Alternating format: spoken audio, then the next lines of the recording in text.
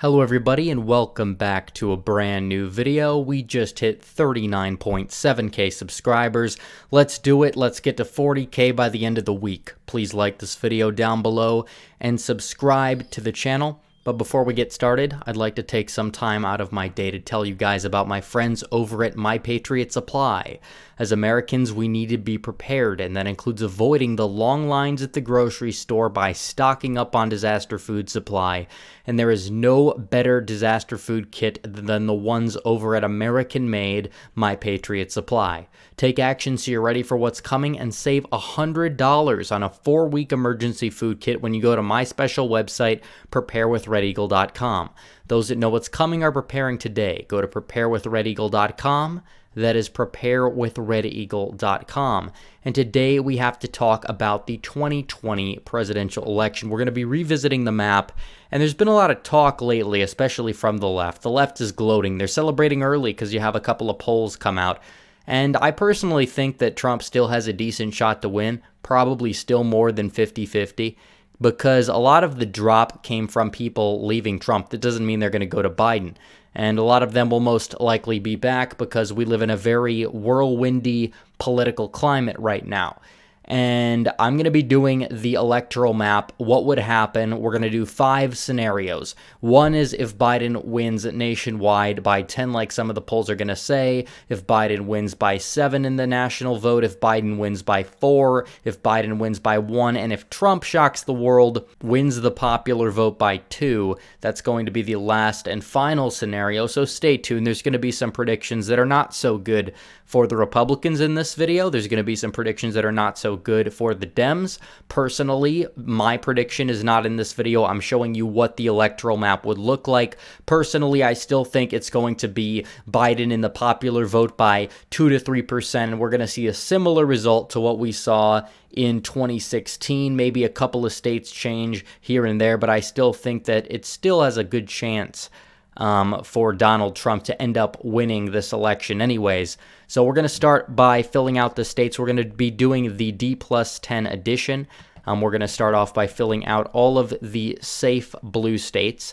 By the way, in this edition, the swing states of New Mexico, Colorado, Minnesota, Virginia, and Maine at large would all be safe. Not saying it's going to happen, but in this scenario, hypothetically, all of those states would remain in the safe column.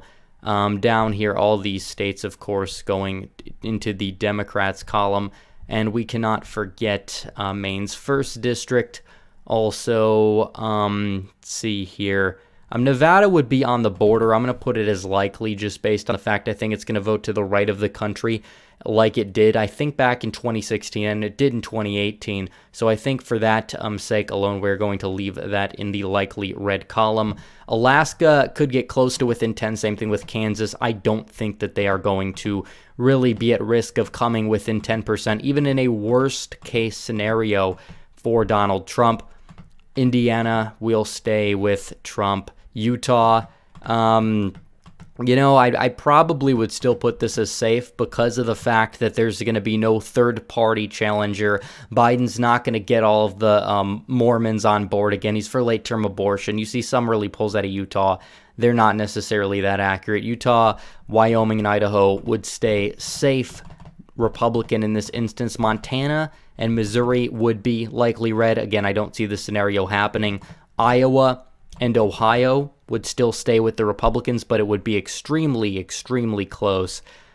Texas would too. I don't see Texas flipping this cycle because I feel like if Democrats actually try to make a run for it, Republicans are going to put their money, their time, their energy, and there's still a lot of Republicans. Republicans are easier to register to vote than a lot of the new immigrants that came over, and you're not going to see too many people in the suburbs. You'll see some people in the suburbs switch sides, but not from 2018.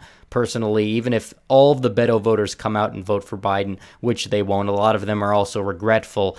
I still think Texas would stay with the Republicans. Can't say the same thing with Georgia, though. I think Georgia would tilt in the Dems column. I don't think they have enough room in the state in order to win it, especially with a left-wing guy. Biden's still a left-wing guy. He's not really that much of a moderate, and Trump has to make it known that Biden is running to be the placeholder for people with far more leftist ideals that are going to be controlling the administration. So Arizona will do this, lean D. I can't see Biden winning it by a big margin. It probably would be lean D, even in the D plus 10. Remember, the midterm electorate was something like D plus 8, D plus 9, although the presidential election's a little bit different. South Carolina would get within 10, still would go in the favor of the Republicans, and North Carolina would be lean D in the nightmare scenario for Trump. Florida would also be lean D. This state is not going to have a Democrat run away with it in the final count. Doesn't happen. McCain lost in a landslide. Florida was still within, I think, 3% or so. It's a very narrow state margin every time, unless it's a Republican incumbent. It even went for, I believe, the first Bush by a decent margin, and he ended up losing statewide. So I doubt that Biden really will win Florida. The entire Rust Belt in this scenario would be likely. A Maine 2nd district that would tilt. I think it's still going to tilt into Trump's column if you factor off the trends. New Hampshire would be likely D. Nebraska's 2nd district would be, I'll put this in the lean D column. Put that in lean D. So it looks like we just watched an LTE video, but the good news is this is just the start of the video. We're going to have more happier results at the end. So if you just jump to the middle of this, some people will do that. Some people are going to get mad. We can't get rid of all of that. But in this scenario, Arizona, and this is the D plus 7 scenario, Arizona would be tilt D in this scenario. New Mexico and Colorado stay in the column of the safe Democrats. Texas would become lean. Nebraska 2nd would be tilt Democrat. We have it at tilt Democrat. And it's going to be unlikely for the Dems to flip it at the House level. They couldn't do it in 2018. Kerry Eastman's kind of far left in terms of a candidate. Iowa, we're going to put Iowa as lean red, as well as Ohio. Ohio's going to be in lean red. Obviously, Missouri, South Carolina, and Montana are all going to go back to the safe column where they belong. The state of Minnesota, that's going to become likely. Wisconsin and Michigan are both going to be, and Pennsylvania too, are going to be in the lean D column. Nevada is going to still be in the likely column. It seems like that would still be voting 6 points in favor of the Dems. Virginia, we'll keep that in the safe column. North Carolina will move into the tilt R. Again, this is a state that's going to take a lot for it to really move. Doesn't really flow with the national current. We kind of saw this back in 2008, 2012, and 2016. It doesn't exactly flow with the national current. It seems like the Republicans, and same thing with Florida. Florida and North Carolina in this situation, I'm going to put, and this could change, tilt R, tilt D, roughly on the nose. These states would be decided by a couple dozen thousand votes combined, I would say, in this scenario. But I still think Trump, being the incumbent, does have the advantage in both states. Georgia in this column would lean ever so slightly 2 points into the Republican column. I don't think we're missing anything. Okay, we think we have a couple more. New Hampshire would go lean D in the D plus 7 scenario. New Hampshire would be lean D. And Maine at large would be likely D. Maine 2nd district would be lean R, closer to likely. So this is, my opinion, the realistic worst-case scenario for Donald Trump. Trump would lose the Rust Belt states, and he wouldn't really gain anything else. He would lose Nebraska 2nd and Arizona. This is kind of what the map was like identically in the midterms. If you look at various statewide races, use an aggregate of that, this is what the map would have looked like, aside of Nebraska 2nd, which would have been red. It would have been 289 to 249. So that's the map for this one, and that is the D plus 7. Now we have to go to the D plus 4, where we would move, and we'll gauge and see where exactly the cutoff is in the popular vote, because Donald Trump does not need to win the popular vote to win the general election. Arizona would tilt in the Republican column ever so slightly. I still think it's going to vote to the right of the country by just over 4%. In the midterms, it voted to the right of the country by, I think, a little bit more than that. And I think that will persist, that will continue. You have third-party voters that are going to come home to Donald Trump in Arizona, places like Mesa, places like Gilbert, the LDS-heavy populations in Arizona. Colorado would remain safe in this scenario. You know what? We'll put Colorado and New Mexico in likely D ever so slightly. I would have them voting to the left of the country by, well, Colorado by 5 or 6, but we'll put Colorado. We'll move that to the likely column. That makes more sense. Texas would be on the verge of lean and likely. We're going to put it as likely. Iowa would also be likely, and Ohio. Nebraska's 2nd district would come over to Donald Trump's column. Florida, we're going to put Florida would be in the lean column. Same thing with North Carolina. These would both be in the lean column here. And as we do the Rust Belt, Minnesota would get closer. I'd put it as lean. Wisconsin, well, Michigan and Pennsylvania, there's going to be a split here. Very, very close states. These will stay Dem, but the trend in the rural trend will accelerate in Wisconsin, so Trump would ever so slightly win the state of Wisconsin in this scenario. Can't forget about Nevada, of course, Nevada being lean blue in this case, as well as the state here will go Virginia. Virginia would be likely D, get the margin just under 10%. We did North Carolina, Georgia. Georgia would stay lean, North Carolina, Florida, New Hampshire. New Hampshire in this scenario would tilt in the Democrat column. Again, Chris Sununu, very popular governor. Last poll had him up by 39 over the Dem, but I think it was kind of a bad poll. He's going to win by a big margin. I don't think he'd win by 39, but if he wins by 39, that does mean Donald Trump wins the state, by the way, because Chris Sununu is a Trump supporter, and he would rally for Trump. He'd do energizing events and help people support Donald Trump, people on the fence. He'd be that bellwether endorsement in the state, so that's why it's very important that Trump has that ally, but I don't know if he's going to be able to win actually by 39 points in the state. If that was the case, then Trump would probably have less of a problem winning the state. So Maine at large, we're going to move that into we'll move that into lean, barely just into the lean column. Maine's 2nd district becomes likely Republican, if not safe. It'd be right on the verge.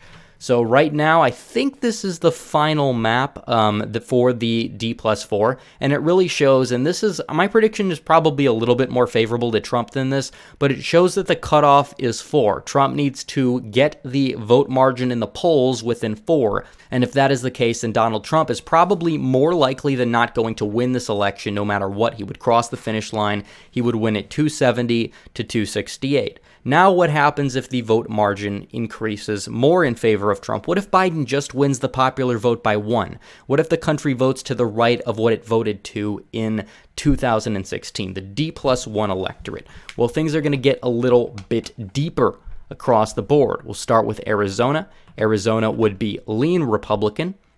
And Colorado would, we'll put Colorado still in the likely column. New Mexico would be getting closer to lean D. Again, the Trump economic success that he had a track record of in New Mexico definitely was going to help him, plus getting more of the Gary Johnson supporters on board. And voters, even though the economy's fallen, slowly going back up again, but it's fallen, voters still are saying that they trust Trump more than not on the economy. That's good news right now for Donald Trump.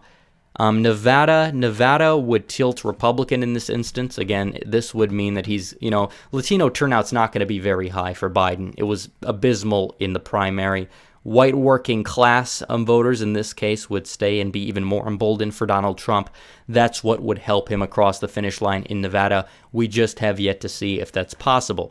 Now, as we go down the list, Texas would stay likely. Nebraska 2nd would turn into lean Republican. Iowa safe. We'll put Iowa as safe, and Ohio is safe. They will both be safe states 10 years' time, if not 5. That's why I'm saying even if Trump loses in a landslide, he will hold these states. Whatever some of the early polls or whatever LTE tells you, disregard it. Don't listen to it. Sometimes they contradict actual political science. That's why I don't trust all the early polls. Even if Trump is down 10, he's not losing Iowa or Ohio. Basically, plain and simple. Unless something drastic changes, maybe a local issue type of thing that affects those places. Otherwise, Trump more than likely holds them no matter what. And if the popular vote is even, they probably should be safe if they're voting to the right of the country by 10 percentage points. So we'll go to the state of Minnesota. Minnesota would tilt Democrat. Democrats would still win. Wisconsin would become lean Democrat. Michigan and Pennsylvania being very close as they are. These states will go in the likely, or not the likely column, the lean column, as well as the great state of New Hampshire. Maine at large would become tilt D. Maine's 2nd district would become safe Republican. in this instance. Virginia would get a little bit lighter. Virginia would become lean D. That's about as best as it can do, kind of maxing it out anyways, regardless of what happens across the country. Georgia would probably be bumped up to what it was in 2016. More likely than not, it could be likely. Florida would stay lean. North Carolina probably stay lean, if not likely, getting close to that 5% mark. So I think I covered and touched base on everything in this map. This would be 316 for Trump, 222 for Biden. This is the electoral map. If the election is won in the popular vote by Biden by 1%, Trump would win by nearly 94 electoral votes or so.